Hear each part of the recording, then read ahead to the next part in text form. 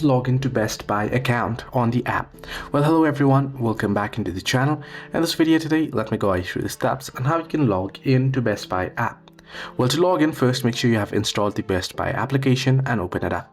Once you open up here, you should get the prompt somewhat like this. So as you can see, it's loading up. You can either sign in or continue as guest, so tap on sign in here in order to sign in.